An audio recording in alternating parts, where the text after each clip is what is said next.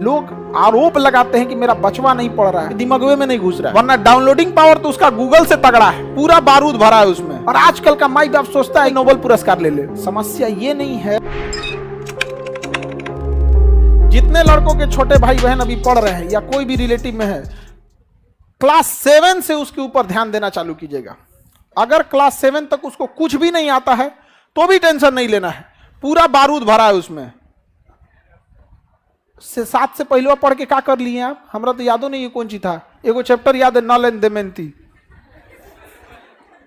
अंग्रेजी का, और कुछ याद नहीं है।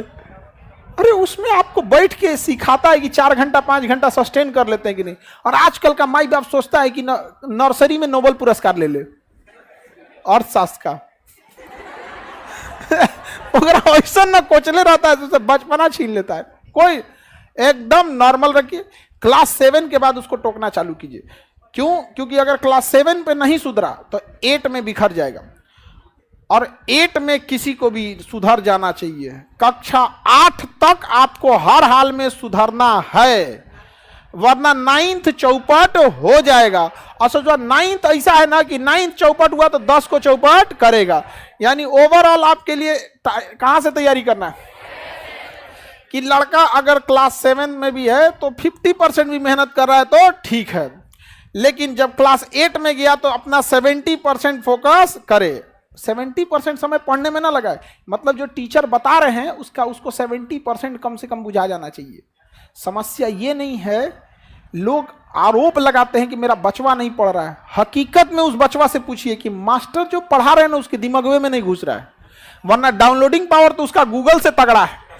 अरे एक बार इंस्टॉल करके तो देखो, कभी डिलीटे नहीं मारेगा वो। यहाँ पर अब गलती हो जाता है, पगला रहा है वहाँ पर। हमसे, हम क्लास 7 की बात बता रहे हैं, हमसे एक मैडम थी जो स्कूल में तो मैडम ही लोग ज्यादा पढ़ते। ए उठो, स्टैंड अप, बताओ व्हाट इज इंडिया, भारत क्या है? हम इंडिया इज ए कंट्री बोलना चाहिए, हम डरा गए। India is a good citizen, Bharat एक अच्छा नागरिक है। बताओ ये कभी हो सकता है? हमें ये पता ही नहीं था कि सिटीजन मतलब क्या होता है। बस एक ही चीज का पता था कि इंडिया माने हमारा कंट्री, गुड माने बहुत अच्छा, इंडिया इज गुड सिटीजन। बस ओका लाल डस्टर जो होता है ना मिटाने वाला, ओका लकड़ी पीछा लगा होता, हाथवा उल्टा करके पढ़ता है तुम लोग, पढ़ता है तुम लोग यहाँ पे, हाँ? अब वही हम लोग बोलते पढ़ाती हैं आप लोग तो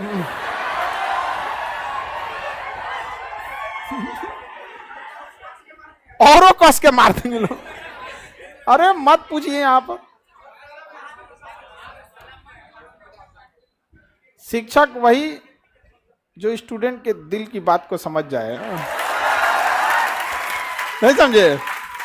बच्चों को पढ़ने आग भरा हुआ है, बस इस सबको समझ में तो आ जाए। लेकिन क्लास 9 के बाद गड़बड़ी नहीं करना है। क्लास 9 से गड़बड़ी हुआ तो खत्म कहानी। और क्लास 9 से अपने छोटे भाई बहन को शांति से बैठने ही मत दीजिएगा, पॉलिटेक्निक में झोंक दीजिएगा। ये मत कहिएगा कि तुम्हें पॉलिटेक्निक ज्वाइन करना है।